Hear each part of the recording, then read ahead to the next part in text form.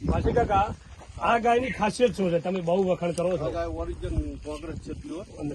હા બરાબર. હા આજે ટાઈમનું 9 લીટર દૂધ આલે છે હા એક ટાઈમનું. હા બરાબર. હા ખૂબ રૂપિયા કરાવે માજી ગાયને, હા પણ અમે આપી નથી. નથી.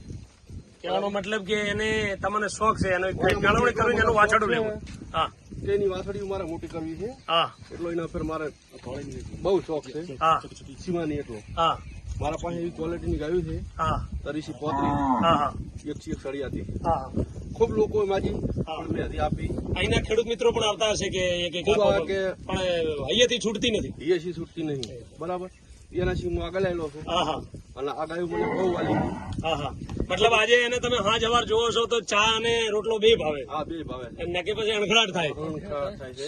અને અને ગાય પછી આ છે એમનો ખાસ મોણો.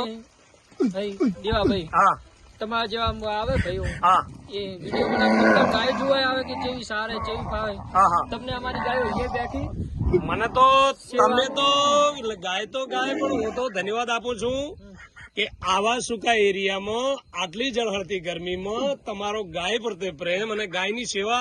આપણે તો ગાયને હિન્દુ ધર્મમાં માતા માનીએ છીએ અને એ માતાની આટલી બધી જો 20-25 કિલોમીટર ફરીને કોક વસ્તીનો ટાણોય મળતો હશે, કોક વસ્તી તમને મેણાય મારતી હશે અને ઈ મેણાની વચ્ચે આટલી સેવા કરવી એક હું તો માનું છું કે તમને ખૂબ ખૂબ ધન્યવાદ લાય.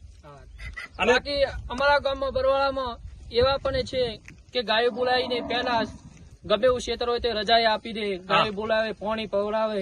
ખૂબ અમારું ગામ બરવાળા એવું સેવાય ભાઈ છે કે અમારી લાગણી સમજીને એ રજા આપણને આપી દે છે. અને હમણાં પણ તમે આ જુઓ આ પ્રેમ છે જો કે હું તો ભાઈ આમને કદી આવ્યો નથી અને તો બી એને ખબર છે કે આ લોકો કોણ છે અને આ માવડીના પ્રેમના લીધે તો આજ આપણું હિન્દુ ધર્મ ટકી રહ્યું છે.